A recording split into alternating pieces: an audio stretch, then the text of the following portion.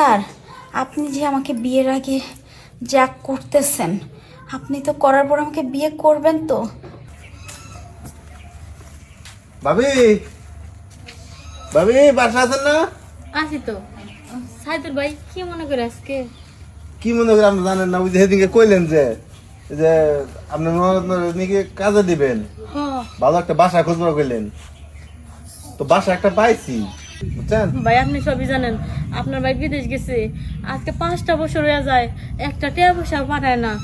ঘরে যে খাওয়ান গুলা ছিল, একটুখানি জমি ছিল, ওগুলো বিক্রি করে এত কতদিন চললাম।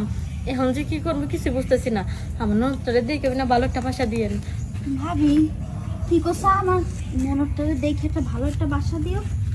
তুই তো সবই জানোস, তোর ভাই টাকা পয়সা কিছুই পাঠায় না। আমি না হয় কষ্ট করে চললাম, তোরে তো আর কষ্ট দিতে পারি না, কারণ তোরে আমি কখনো আমার ননদ ভাবি নাই। তোরে ভাবছি আমার সন্তানের মতো। আমার যখন বিয়ে হয় তখন তুই অনেকটা ছোট ছিলি, এখন তুই বড় হয়েছস, তোর বিয়ে শাদী দিতে হইব, টাকা পয়সার দরকার। আর দেখ, তোর ভালো কাপড় দিতে পারি না, ভালো খাওয়াইতে পারি না, তাই ভাবছি ভালো একটা বাড়িতে যদি তোরে কাজ দেই তুই ভালো থাকবি। ঠিক আছে ভাবি, আমি কখনো তোমার কোনো কথা ফেলি নাই। আর যদি তুমি কোনো ভালো বাসায় পাও কাজের জন্য, আমাকে বলো, আমি কাজ করব, বুঝছো? আচ্ছা ঠিক আছে, ভালো একটা বাসা পাইছি, খোঁজা লাগবো না। সাইদুর বাইরে দেখতেছিস না, উনি একটা ভালো বাসা পাইছে, মালিকও নাকি বলে অনেক ভালো মানুষ। সাইদুর ভাই, তাহলে আমার ননদ রাজি, আপনি নিয়ে যান। আজকের থেকে কি নিয়ে যাবেন? হ্যাঁ, আজকে দিকে মানে এক্ষুনি আমি তার ওই বাড়িতে দিয়া থুই আমু। তাহলে যা, আজকের থেকেই যা। ভাই, বেতন কেমনে কি? বেতন নিয়ে চিন্তা করেন না, সে লোক ভালো, এর যথেষ্ট পরিমাণ মন মানসিকতা আছে, আপনাকে ঠকাইবো না। আর যদি চান তাহলে হয়তো ঠকতে পারেন, হ্যাঁ ইজ্জত বেশি দিতে পারে।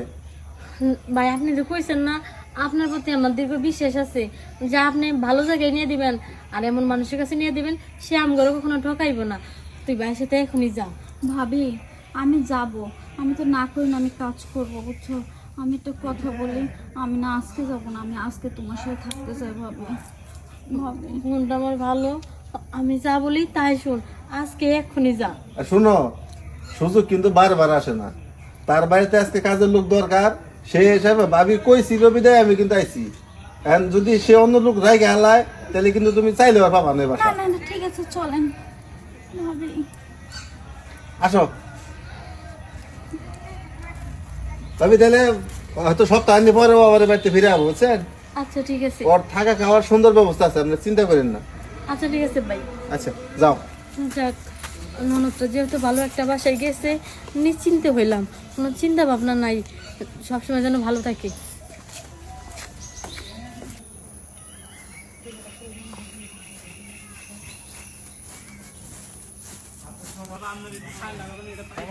শোনো, এটা বাড়ি বুঝছো, দেখো কত বিশাল একটা বাড়ি। তা তো দেখছি। এই বাড়িতে সারের মন যোগে যদি তুমি চলাহারো তাহলে টাকা পয়সার অভাব কোনো পাবেই হবো না তোমার। আচ্ছা, বুঝছো? শোনো, যা বলে মন দিয়ে শুনবা, যা করতে কয় ভালোভাবে করবা। আচ্ছা। বিশেষ করে স্যারের বউ নাই তো, হ্যাঁ স্যারের বউ নাই হ্যাঁ, বুঝছো, তার সেবা যত্ন কিন্তু তোমার করানো লাগবো। ও আচ্ছা ঠিক আছে। যাও। বাসা কেউ আছে কিনা? জি ভাইজান, ওই সজীব ভাই বাসায় নাই? হ্যাঁ হ্যাঁ হ্যাঁ ভাইয়া বাসা ভাইয়া, আছে। এটা কি বাসার মালিক? না, এ তো বাসা কাজের লোক। ও আসেন ভাইয়া, ভিতরে আসেন। চলো।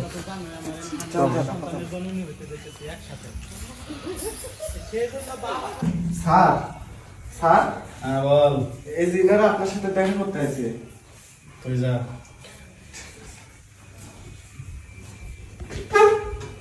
ভাইয়া, সাইদুল নাকি রে?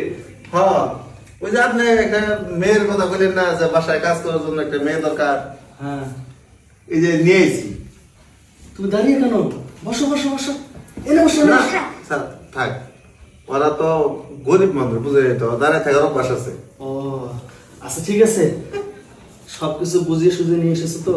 হ্যাঁ, আমি আমার যতটুকু বলার বলে নিয়ে আসছি, এখন আপনার যদি পছন্দ হয় তাহলে আপনি রাখতে পারেন। পছন্দ হয় না মানে পছন্দ হয়ে বসে আছে। এখন আমি কি শোনো, যদি তুমি সবকিছু বুঝিয়ে সুঝিয়ে নিয়ে আসো তাহলে তো আর আমার নতুন করে বলার কিছু নাই। তাহলে তুমি বাইরে যা দাঁড়াও, আমি ওর সব কাজ বুঝিয়ে দিচ্ছি। ঠিক আছে স্যার, এখন ওরা তো গরিব মানুষ বুঝছেন, মানে টাকার অভাবে কাজ করে খাইবো। এখন আপনি সব কথা শুনবো, আর যদি কোনো সময় কোনো ভাবে কথার বাধ্য হয় আপনি এটা আমার জানাইবেন। আচ্ছা ঠিক আছে। আর বেতন নিয়ে সমস্যা নাই, বেতন আপনি যা দিবেন ও তাই নিব। ও যদি কাজ কাম করতে পারে, সব কথা যদি শোনে এবং বোঝে, যা বেতন তাকে ডাবল দেবেন, বেতনে চিনতে পারিস না। আচ্ছা ঠিক আছে তাহলে স্যার আমি যাই। আচ্ছা যাক। আর শোনো, বলেন। এই যে স্যার তোমার বুঝছো, জি। যখন যা লাগবো চাওয়ার আগে এনে দিবা, আর আচ্ছা। যা করতে কয়ে করবা। আচ্ছা ঠিক আছে। ঠিক আছে, জি। তাহলে আমি যাই। আচ্ছা কোনো সমস্যা না, আমার কাছে জানাইও। আচ্ছা ভাইয়া, বাসায় তো ভাবিরে দেখেন। আচ্ছা ওই নিয়ে তুমি চিন্তা করো না, আচ্ছা তার যখন যেটা লাগবো আমি নিয়ে দিব। আচ্ছা ঠিক আছে। আচ্ছা তুমি এদিকে আসো। দোতলায় একটা রুম আছে, জি।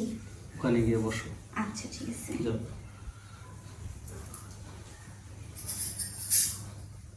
সোহেল,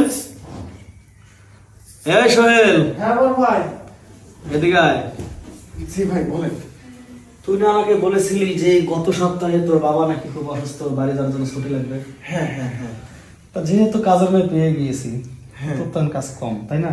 তুই একটা কাম কর, তোর বাবাকে দেখে আয়। ঠিক আছে বড় ভাই, আপনার ব্যবহারে আমি অনেক খুশি। আমি এখন যাই। আসসালামু আলাইকুম। ওয়ালাইকুম আসসালাম। যা।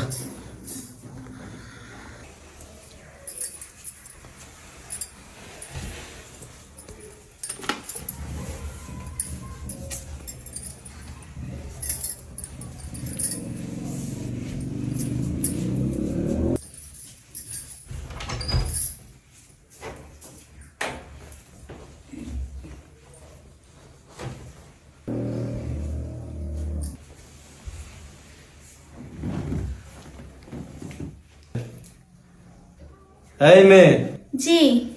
এদিকে আসো। আচ্ছা জি, কিছু বলবেন? না, বসো। তোমার নাম কি? আমার নাম হচ্ছে নূরজাহান। এই যে নূরজাহান, তোমার নামও যেমন, তোমার চেহারাও তেমন। তোমার হাতে তো এটা মানায় না, এটা মানায় আমার কাজের ছেলেটা আছে না, ওর হাতে। তোমার হাতে কি মানায় জানো? কি? এই যে নরম হাত, হাতে যেমন রেশমি চুড়ি, এই হাত কাজ করার জন্য না, এই হাত শুধু আদর করার জন্য। কি বলছেন স্যার? কি বলছি বোঝো না? শোনো, তোমাকে দেখে আমার ভালো লেগেছে, আর তোমাকে যে নিয়ে এসেছে মানে সাইদুর, হ্যাঁ ওই সাইদুর হচ্ছে আমার পার্সোনাল লোক। হ্যাঁ। তোমার মতো সুন্দরী সুন্দরী মেয়েদেরকে কাজের নাম বলে আমার বাড়িতে নিয়ে আসে। কি? সমস্যা নেই। শোনো, তোমাকে আমার ভালো লেগেছে, তুমি যত টাকা চাও তত টাকাই দেবো। সাইদুর মনে হয় এটাও বলেছে যে আমার বউ নেই। উনি তো বলছে আপনি যা চান তাই আপনাকে দিতে। আমি তখনই যেন কেমন যেন একটু ঘোলাই গেছিলাম। পরে বলছে যে মানে কাজ কামে যা বলবে তাই শুনতে। আমি বলছি আচ্ছা ঠিক আছে। দেখেন স্যার, আমি আপনাকে একটা কথা বলি, আমরা গরিব হইতে পারি, ঠিক আছে, না খেয়ে থাকবো, তাও আপনি যেই কথা বলতেছেন এই কাজ করব না। আর আমার এখনো বিয়ে শাদী কিচ্ছুই হয় নাই। আপনি যেভাবে চুপ, আমি যেভাবে এখান থেকেই থাকো। তুমি বললে না গরিব, হ্যাঁ?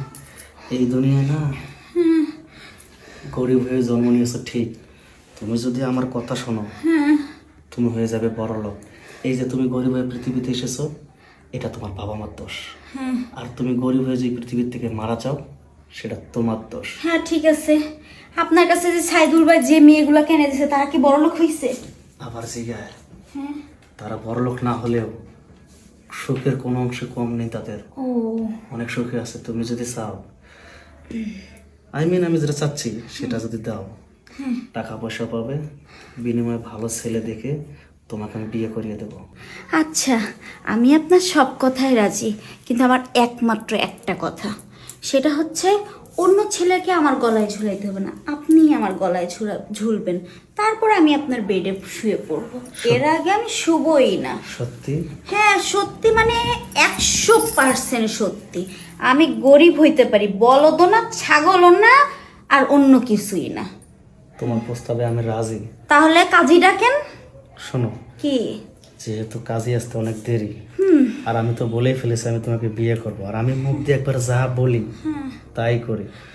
সুতরাং কাজটা একটু করতে দাও, তারপর কাজে ডেকে তোমাকে আমি কবুল বলবো। হ্যাঁ, ঠিক তো? একদম ঠিক। স্যার, আপনি যে আমাকে বিয়ের আগে যা করতেছেন, আপনি তো করার পর আমাকে বিয়ে করবেন তো? আর যদি বিয়ে না করেন, আমার কিন্তু বড় একটা সর্বনাশ হয়ে যাবে। আমি যখন বলেছি বিয়ে করব, তো বিয়ে করব। তাহলে কাজীকে ফোন দেন, তাড়াতাড়ি আসুক।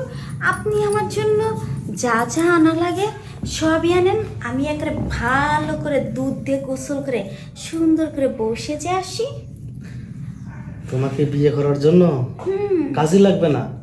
এখন আমি কাকে ফোন দেবো জানো? কাকে? সাইদুরকে। কি?